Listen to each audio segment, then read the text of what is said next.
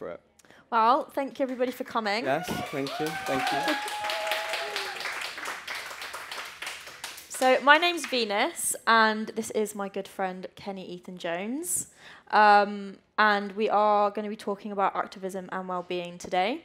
So, yeah, like I said, me and Kenny have been friends for a very, very long time.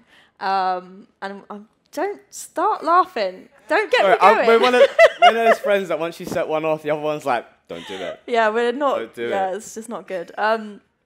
But for people who don't know you in the room, can you tell us a little bit about yourself? Sure. So my name's Kenny Ethan Jones. I'm a writer, advocate, and consultant. Where my career kind of started or became, like I really became an advocate, was in March of 2018 when I made history by being the first trans man to front a period campaign. And since then, like, I just realized the power of my voice and how much this space needs, like, trans voices. And so, yeah, it's been a wonderful time, and I get to do things like this and meet incredible people. Welcome, welcome. And so, yeah, it's been a journey so far, but we'll get into a bit more of my history a bit later. Yes.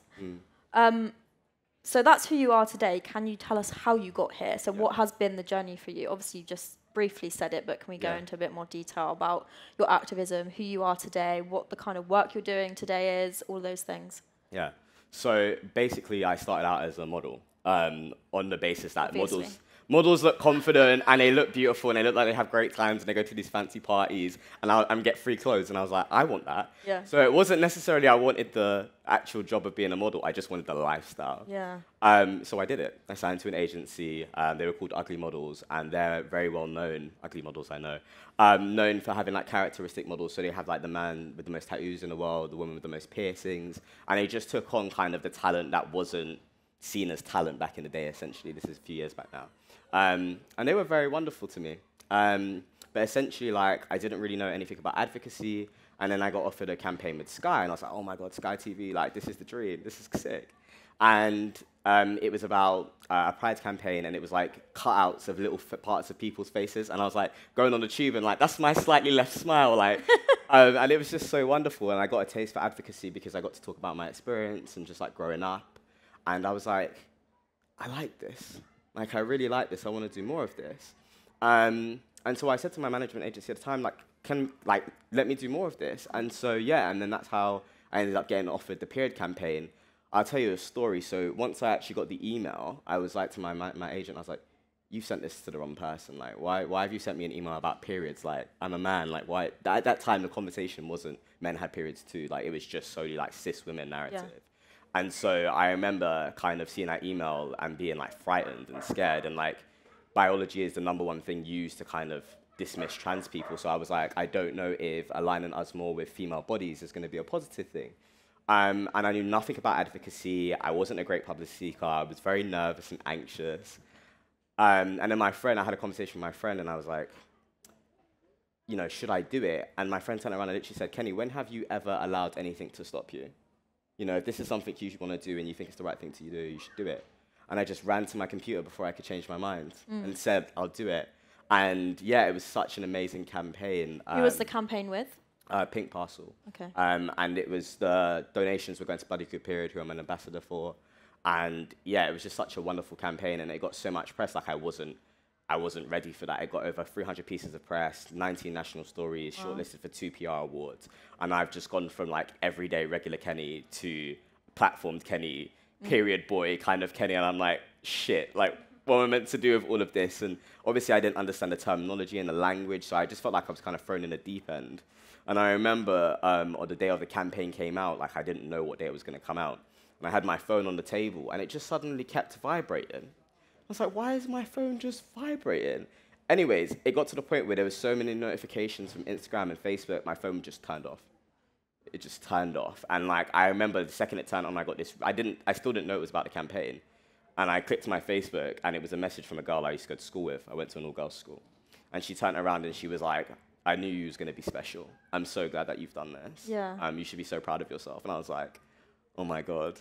Like, it's happening. And my heart just went, and yeah, it was incredible. And that's what kind of led me into advocacy because I realized, wow, like, you know, people are ready for this conversation. I think that was the fear of, you know, is this the conversation we should be having? Is the world ready for this? Yeah. Are trans men ready to kind of like be accepted and be a part of this community? Because at the time, like, periods have been the number one thing that had caused me the most dysphoria. And so it was like, do I want to align myself there? Yeah. But no, so glad I did it. It was definitely the right choice, and it's led me here to do many wonderful things. Yeah. And so, yeah, just... Well, I think, it's incredible, like, all the work that you do around, like, period campaigns, and, like, I mean, I'm obviously a big fan, and I'm your friend, so I'm biased, but... Thank you very much. A question I want to ask, actually, which I haven't asked you before, is, like, where did you find that kind of, I guess the word courage to be like, okay, I'm going to tell my story now. Like, in that moment, obviously, it would have been quite scary for you to have to come out and talk about these things, and especially being the first trans man to talk about them. Where did you find that kind of, do you know what, I'm just going to fucking do this? Like, what was it, the people around you? Was it a mindset?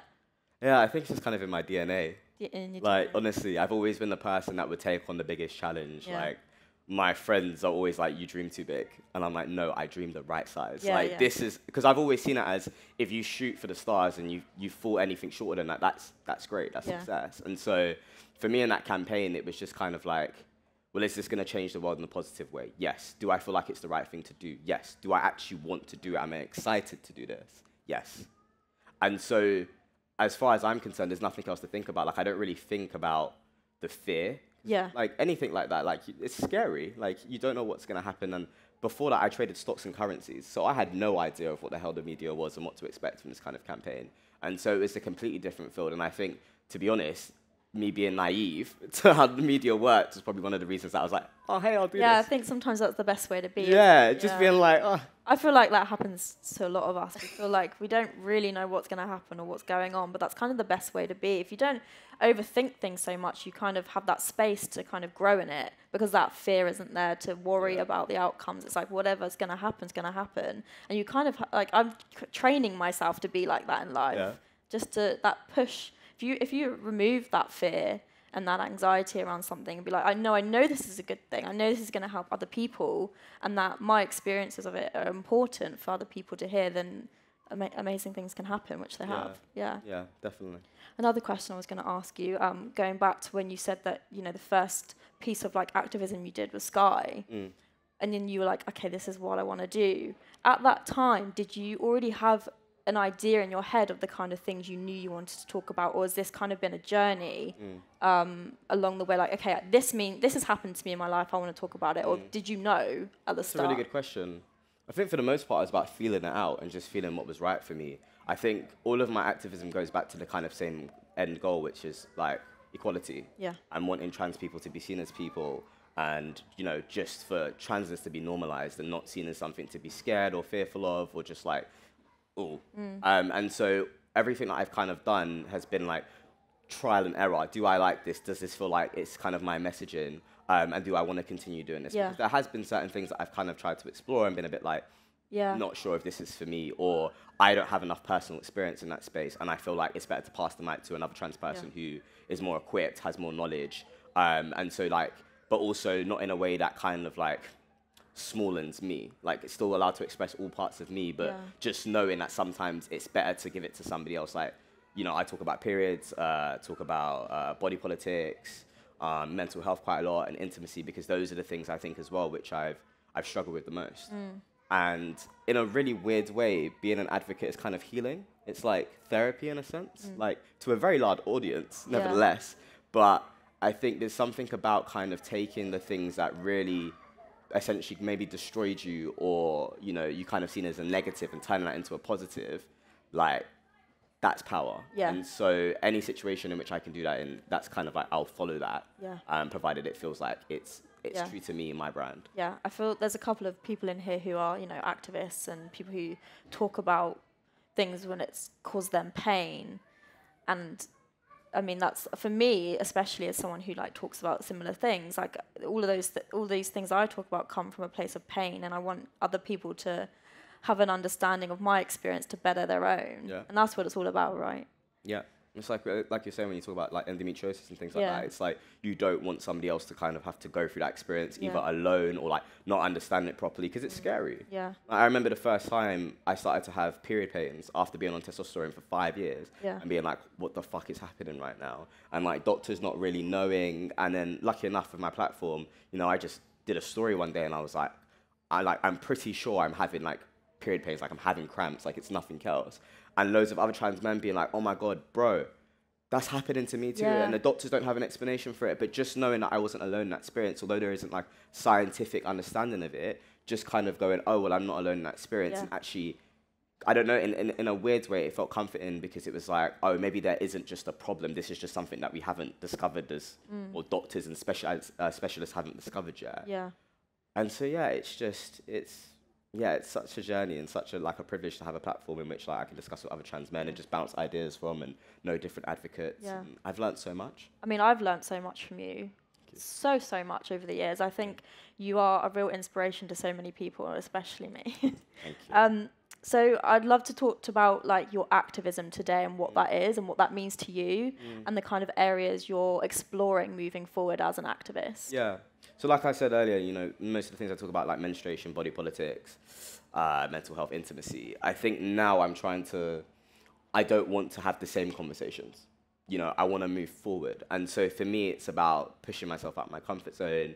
And as I'm getting older and certain things like changes are happening to me, I'm like, I want to talk about them more. So like, for instance, I'm going to temporarily stop taking tea to be able to have my eggs removed and harvested. Okay. Because my sister's trying to have a baby and she's really struggling. Oh. And so I was like, hey, if my eggs are there, you can have one. Wow. And so that's going into a whole different part because essentially I'm going to be going back to having full-blown regular periods in which I haven't had for nearly, 10 years.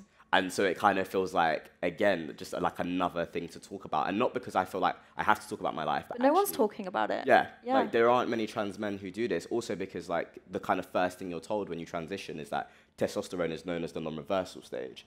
And so you're kind of just assuming that those kind of natal functions don't function anymore. Yeah. And actually they do. Yeah. It's just, we haven't discussed it. There isn't this, trans bodies are so under-researched that, you know, the information doesn't exist. And so I was like, hey, like, you know, I want to do this for me, my family, but also I want trans men to feel like, hey, if they want to do this one day and they can handle the dysphoria that might come with it, do it. Like, don't let that stop you. Don't let society standards stop you from tapping into your natal state and doing things to benefit yourself or your family members. Or even if you just want to donate the eggs, like, why not? Yeah. You know, like for me, I'm like, after this, I want to get my room removed because, you know, they're doing room transplants at the moment. And I'm like, I would love somebody who doesn't have that to be able to have that. Yeah. It's no use for me. I don't really want it.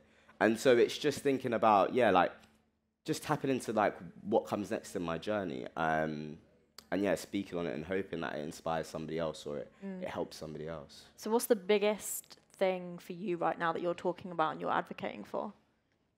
Other than that, obviously. Yeah, that's kind of taken up a lot of time mentally. I think at the moment... because I know you're not doing one thing, you're doing a million things. So everything. Yeah. I would say for the most part, it's kind of just like sitting back with everything I've done and figuring out where I want to go to next. Like there isn't anything specific apart from what I've just mentioned that I really want to dive into. But, you know, hopefully you'll see me here, spoilers, in about a year or two for my own book.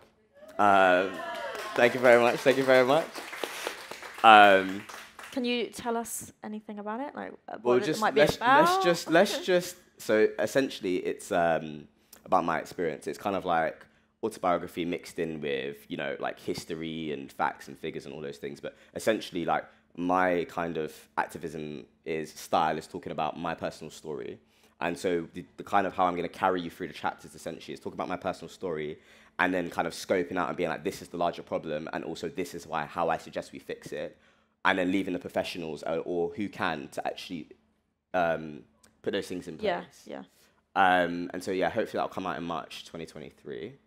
But that's kind of my main priority at the moment. And even now, like kind of doing anyone who's written a book or like, you know, gone to uni and studied whatever, like the amount of like research that's required and like, I've learned so much in just the space of like wanting to write this book from the pure research. Like one of the things that I found really fascinating and I never thought to research, and again, this is the first time I'm ever speaking about this, was that, you know, there are kind of like these tests around biology, around how like, you know, does transness exist? Like, where does it exist in the body, and trying to understand it. Yeah. And there's been studies that have happened in saying certain like areas in the brain are activated differently and things like that. And I've never heard of it in this way before. And I'm like, oh my God, like there might actually be like biological truth to transness. Because at the moment, I personally think it exists, and I know it exists because I am trans, but there is no actual solid proof of that. And so, yeah, like there's just so many different fascinating different, things to explore. And I'm not going to sit here and talk about it so much myself right now because I'm still going through that process of learning it. But yeah, it's just fascinating kind of the ideas that pop up when you're in a process of being like, I want to write something that's different. Like, I want people to pick this up and it to answer all of the questions that you could have ever imagined plus more. Yeah. And I want it to be in a way that it's a safe space. Like, I think the problem with kind of the conversation around transness today is sometimes conversations can be very shut down because honestly, like, trans people tend to feel attacked, and there's moments that I do. But there are some people who just have a genuine curiosity to understand more. And I want to be the person that says, hey, I have the capacity to have that conversation with you. Let's have it. Like, let me answer all your questions around detransitioning, because I know that that's a big thing, you know? Yeah. And so, yeah, I kind of see it as having the conversations that people aren't willing to have. And yeah, it's going to be an exciting journey. And this might all change by the time it's published, but that's kind of the mindset that I'm going into. And that's the mindset in which, like, my activism I'm going with as well. And all this is going to be restructured on my Instagram, and you'll see like my content change over the next year, I would say, to kind of facilitate all of my new knowledge, essentially. Yeah. I mean, I have definitely seen a huge shift in your social media and things you talk about, and it's been really interesting to see. Thank you. But I think I can speak for all of us when I say we will be getting this book, that's for sure. And if you're not thinking that, then get out. So, yeah, moving on slightly to talk a little bit about your well-being and your well-being when it comes to activism and your social media. You've obviously got, you've got a big platform. It's growing all the time. How do you find balance between like Kenny, who is this like strong trans man activist who's like trying to support everybody in the world and educate everybody to like just you as a person? Because I see both sides of you, but how do you find that balance? Something I'm still working on, because it's so close to home that it's like you want to have those conversations, but I think it's come to a point where I've experienced burnout too many times to what I would like to. And it gets to a point where you're like, you have to put boundaries in place in terms of the conversations that you're willing to have. And so for the most part now, it's like, if I'm out and about, like, I won't engage in conversations about transness. And more so now, I don't necessarily say I'm a trans advocate. I just say queer and leave people to imagine, because the second I say trans, more people tend to be interested, because most people don't meet trans people. Yeah. And it's like, sometimes I just want to go out and have a good night and like not discuss my personal life and experience. And so, yeah, sometimes it's like knowing when to leave those conversations. And also when you're engaging with people who, are not getting it. Like, you're having those conversations, you're trying to explain, and they're just consistently shutting you down, or essentially like just enforcing transphobia. I have to detach myself from that conversation and that person and be like, they're just not ready. Yeah. And that's fine. But it's not doing any good for me to continue in those conversations. And I think many people, like, we all kind of get caught up in that of being like, no, like, you need to understand this, and you want them to, and you're like, oh my God, like, how do you not get it? And you're just frustrated. But it gets to a point where you just have to be like, for the sake of my mental health, for the sake of me, no. Have you always been like that? Was this something you've like... Oh my God, the many a nights I have tried to just like have these conversations with people. But it's got to a point where I realized through trial and error that some people are just not going to change their mind on the night. Some people are not going to change by meeting one person. Some minds are not going to be changed by reading one book. Like, it's going to take time. Some people may never change. Yeah. And it's not my job. It's not our jobs to do that. Like, that's up to them. Yeah. And all I can leave them with is the information that I have and be like, hey, like, just be a good person and like think about it. Like, all I'm asking for is the same rights, respect, and love that every other person gets, and that's as simple as it should be. And if you don't understand that and you're not behind that, then maybe you're not my person. Yeah. Exactly. And so just kind of detaching myself from, that end goal of like convincing somebody essentially to be a good person, like, that's not my job. Yeah. And you have to protect your energy, and you also have to have a social life, and that doesn't always end in a row. So I'm learning to do that. When I tell people, you know, I'm a sex educator, and they're like, oh, you want to have sex all the time? Do you know, I'm just going to stop telling people what I do because this just stresses me out. Yeah, it gets sticky sometimes. Yeah, and then it ruins your night because someone said something inappropriate and just aren't getting it. And sometimes, no, I get that. Best to just be like, oh, not tonight, my friend. Yeah. Not tonight.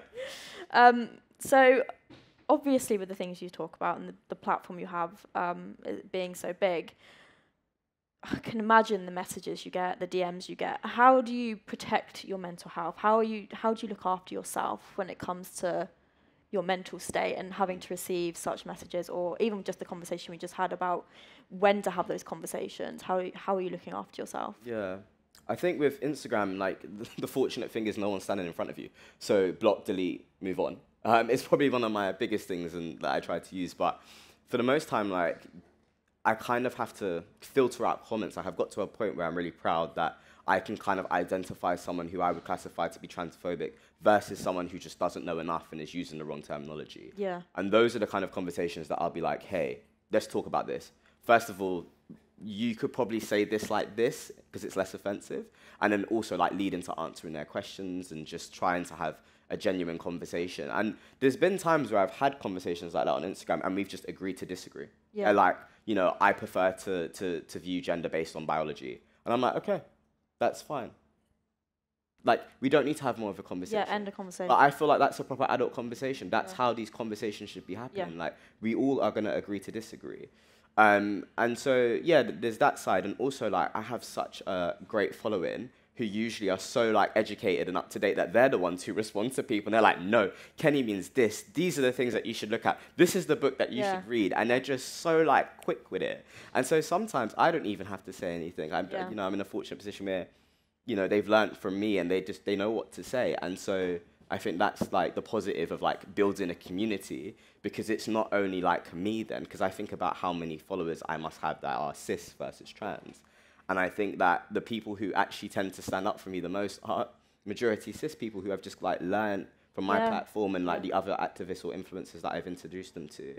And it's just wonderful because I don't feel like that kind of support existed 5 years ago. No. You know, at all. Like, to give everybody context, I've been transitioning for 15 years.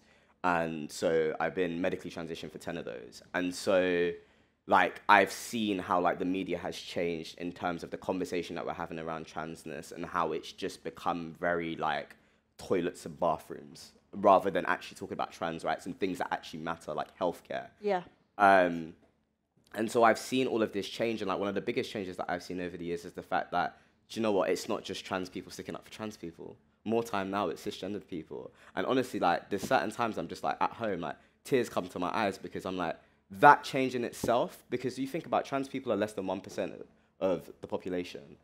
And so to think that there are more cis people helping us, it's just like, that's what we needed. That's what I always needed. And so that's been so wonderful to see, and just like, yeah, even the conversations that I have with my trans friends, they feel a lot more supported and understood, more importantly. Yeah. And that is just like one of the things that I wish I had growing up. So that's wonderful. So how do you deal with situations when you're faced with people who are anti-trans? Like, how do you... I mean, I know you say you'll have a conversation. If you need to end that conversation, then they're not getting it, they're not changing their views. You know they're not going to change their views. You just cut that conversation off or don't have those conversations. But how... Obviously, I can't even imagine the kind of comments you get and the message you get. But how do you protect your mental health when that does happen? Yeah. I have a good, like, support system around me, so, you know, I can lean on them in times. And honestly, the one thing that I tend to remember is that with people who tend to be anti-trans, more so than not, it's their parents' understanding of transness that they've adopted because they've learned from them. It's not necessarily that they're inherently transphobic. They've just taken the views of the surroundings. And so I remember that in conversations. I'm like, you know, sometimes it's not, they've just read something on the media, and most things about transness on the media is completely false. Lots of misinformation out there. And so I just think you just don't really get it right now. And so I just bear that in mind, because for me, that's the way that I protect my mental health, just thinking like that is it. Some people aren't, they're not transphobic, they just don't get it, and that's fine. And some people completely are, and those are the people who I just completely disengage with. Yeah. And how do you, like, obviously you speak a lot about mental health online. Like, I've learned a lot from you about my mental health and how to cope my mental health. You always give me advice, and we've spoken quite a lot. How do you cope? Like, what are your coping mechanisms when you're at a real low point? Yeah. Oh, so I have, I've said this many times, and like I shared some screenshots on my Instagram once, and it was, I call it a emergency state of health, and it's all of the things that I kind of do when basically I can't carry myself, like things like making sure that I shower once a day, buying lots of noodles because it's the only thing that I'll eat because I won't go out of my way to make myself dinner. Telling one friend how I actually feel and just being truthful, whether that be my therapist, whether it be my best friend, just one person that can kind of check in and be like, Kenny, like, are you feeling any better today? And like, I like to spend lots of time around water. I don't know, something about water and nature for me, just like, I just feel connected and I just feel like all of my problems kind of wash away. Yeah. And so I think it's about like kind of tapping into, you know, what things feel best for you in those moments, as well as like not drinking alcohol because it's an antidepressant, and just kind of knowing what's good and what's bad and being really strict with yourself and just being like, I'm at a really low point, accepting it and being like, this will pass. But until then, this is how I'm going to take care of myself, and not forcing myself to do anything. If I want to lay in my bed for 5 hours and do absolutely nothing, I will lay in my bed for 5 hours and do absolutely nothing. And it's just about really listening to your body. I think we get so caught up in our day-to-day, we forget to do that. And yeah, when I'm there, I just feel like the most important thing I could do for myself is to listen to my body. Yeah, I think as you get older, you definitely learn that it's okay. Like, it's just remove that guilt. Yeah. For me, there's so much pressure to just consistently be doing, like, we base our worth on our output. Yeah. No. Especially in this country, it's like work, or you're just, you're then you a get lazy burnt person. out. Yeah. And I think I've definitely learned it's okay to just do nothing. Like, I've had many phone calls with you, and I phone, and you're like, oh, I've just done nothing for the last 5 hours apart from lay on my bed. I'm like, do you know what? I really need to do that. And you're like, yeah, just go do it then. I'm like, just go and do it. Yeah. Because honestly, like, I think, like you said, we get so caught up with the output of things that, as a creative, you'll just burn out. Like, you need the downtime. Like, my best ideas don't come when I'm busy. They come when I'm in the toilet in the morning. Yeah. To be frank, like, in times that I'm doing absolutely nothing. So someone else like that. There we go. So it's like, do you know what I mean? Sometimes actually the best thing for your creative self, so to speak, is to be doing actually nothing. Do nothing, nothing. And just don't feel guilty about doing nothing. Yeah. And learn to say no. I don't say no enough. I say yes to everybody. And I think that's I've had an American friend this week. Well. Yeah. My friend from America said, everyone in the UK says yes to everything. Like, you guys never say, no, I'm not doing that. No. I need to learn to say no more. So just moving on slightly, as we come to the end of the questions. Yeah. For anyone who wants to become an activist and doesn't know where to start, what's your advice? I think, first of all, it's just like talking about it. Like, I think all of these kind of movements have a specific language that's used. And so I think the first thing is like engaging with the community, understanding the language, and then honestly just focus on creating like really creative content. I think we're in a place where there's so many different platforms, there's so many different content creators that actually, like, the content that stands out is the most creative or the most bold. And so focusing on having kind of the conversations that people aren't willing to have, ones that really respect nuance, because that's the thing with the internet as well. It's either very left or very right. And the truth of the matter is, most of the time, it's kind of just in the middle. And so sometimes having those conversations is the best way to go. But yeah, I think it starts by just talking about it. Like, you'll pick up all the skills that come with it. Like, I'm confident now talking on the stage, but if you take me back to 2-3 years ago, Kenny, I was and ahhing and scared, and like, you'd see my handshake when I go to pick up water. And so it's just a process. Like, you get better with time, and you learn more, and you engage with your community, and you kind of just get all of these ideas coming to you of like, how do I want to see the world? And then you focus on that. Yeah. You focus on that, you go for that. Yeah. And I think as well, one of the conversations I wanted to have around mental health as well, just as we close, is more around like purpose. I think for me, like, feeling good is when I have a sense of purpose, and that ties into my advocacy. Like, I feel like I'm doing what I was kind of born to do in a weird way. Yeah. And in a way as well, making sure that it slightly challenges me. Like, I don't like to do things that feel like, oh, this is easy, because I think a part of feeling alive and engaged in this work is the challenge. Yeah. And so, yeah, just kind of like sticking to your purpose or finding your purpose, whatever that might be. I think I've always believed in the phrase fail faster. So just do as many things as you can as fast as you can, and you'll find more, you'll experience more. And I've just, that's kind of been my life, like, memo to go with. Yeah. And I also think one thing that I learned from a lot of my friends and you is like it's okay to be wrong. I like a lot of activists. That's what I learned. It's like it's okay if you're wrong. If you're fighting for something, if you're fighting with something and you get it wrong. Like I've had it happen to me, especially in the scene of talking about endometriosis. I've said things and someone's like, by the way, that's wrong. Yeah. I'm like, oh, okay, cool. And then I educate myself. And don't take offense to being wrong and learning from that. That's growth, though. And I think as well, like, there's been times, like, language is such an important thing in a trans community. Like, one alteration of language can make all of the difference in conversation. And, like what you're saying, like, sometimes you get it wrong. And I think at those moments, especially when you have a large platform, or even just to show, like, leadership, I think when you get it wrong, you should be like, I got it wrong, and this is why. And this is now what I'm going to say. Because you make an example of how you should move forward.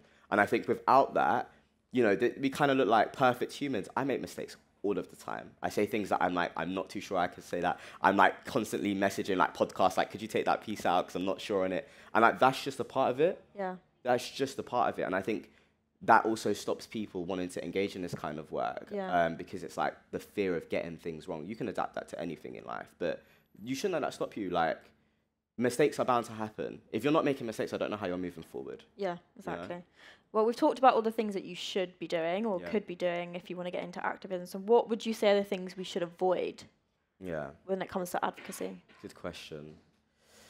I think the number one thing, the only thing that I'd like to leave you all with is don't get too caught up with identity politics. Like, I know that might sound silly, but I remember during the Black Lives Matter movement last year, kind of like consistently finding myself saying, as a black trans man, and like just kind of always saying it, and in places where it wasn't even necessary, because I got caught up into all of the kind of identity politics, and a lot of my white friends as well at that time faced a lot of white guilt and was like wanting to help causes out of the basis that they felt guilty rather than actually they just want to help humans be equal. And I was like, moving from that place is not the right place. It's not sustainable. Like, it's not how we should be doing things. And so, yeah, I think sometimes as well, you just forget that you're you. Like, yeah, cool, I'm a black trans man, but also I'm Kenny. Yeah.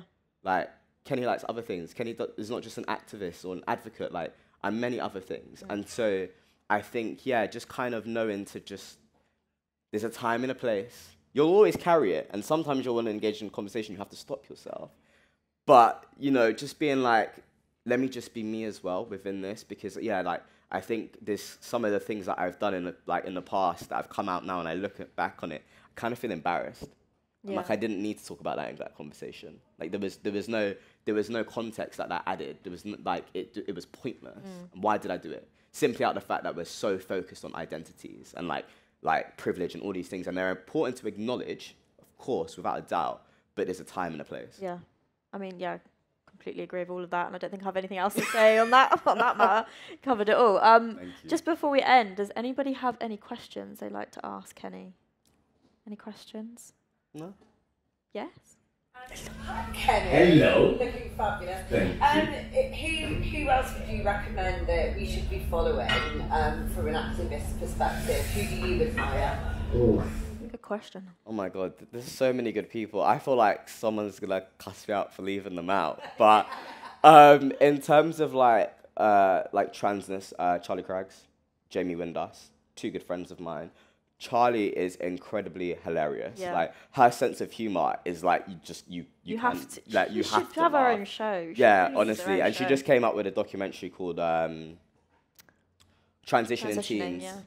And so yeah, I think that as well is something that we should all watch. And yeah, Jamie as well, different sense of humor. They identify as non-binary, and yeah, absolutely love Jamie. Jamie's just so creative, so wonderful, very articulate as a writer. A contributing writer for Gay Times, and yeah, they're two incredible people to check out.